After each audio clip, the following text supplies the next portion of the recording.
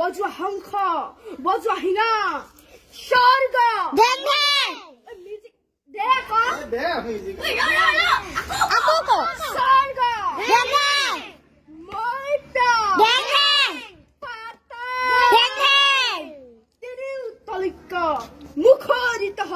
hi guys কি খবর বন্ধুগিলান এই ভিডিওটা দেখিলে একবার কবি এত ভাল ভিডিও খালি চা একবার চা থাকতো ভিডিও মহিলা ভাত খাং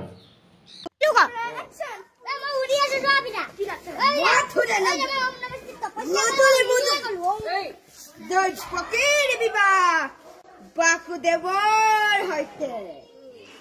বিবাহ কাৰ্যৰ সমস্ত দায়িত্ব এই কালকেতুৱে মোৰ পাতি কৰিছে পালন যুৱৰাজ কংসই উৎফুল্লিত হৈ কৰিছে কালকেতুৰ প্ৰশংসা প্ৰজাসকলে আনন্দত লৈছে যুৱৰাজ কংসৰ নাম চৌদিশে আজি বিয়পি পৰিছে কালকেতুৰ জায়গা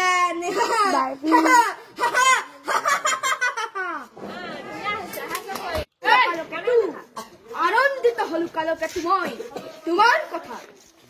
বাসুদেৱ দৈৱকী যাবৰ বাবে কৰিছানে কিবা বিশেষ আয়োজন ঐ যুৱৰাজ হৌ চাও সাজু আছে গভৰ্ণৰত ধন্য কালকেতু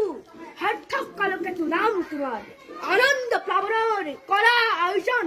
ৰাজ অভ্যৰ্থনাৰে সকলোকে কৰা আপ্যায়ন দেৱ দুন্দুবি বজোৱা হংস বজোৱা হিঙা স্বৰ্গ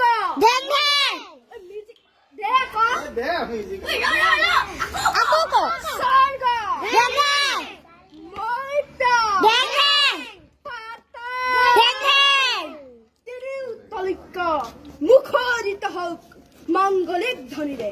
আয়তেৰ উৰুনিৰে জানক জগতে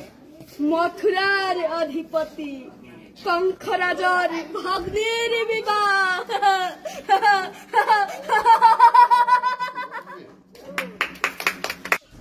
সেইদিনাৰ মই ৰাক্সা আহি থাকোঁতে দেউতাই কৈছিল যে স্বয়ং ভগৱন্ত হেনো কৃষ্ণৰ ৰূপ লৈ কংসৰ দৰে দুষ্ট অসুৰবোৰক বধ কৰিছিল আৰু শান্তক পালন কৰিছিল অসুৰবোৰ হৈছে অসুন্দৰৰ প্ৰতীক আৰু কৃষ্ণ হৈছে সত্য আৰু ধৰ্মৰ প্ৰতীক সেয়েহে আমি আমাৰ মনত থকা বেয়া ভাৱবোৰ পৰিহাৰ কৰিব লাগে সেয়ে হ'ব আচল অৰ্থত কংসবধৰ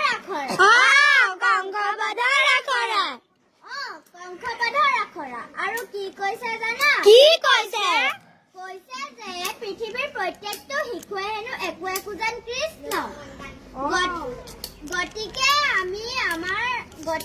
আমি সত্য আৰু সুন্দৰৰ আৰাধনাহে কৰিব লাগে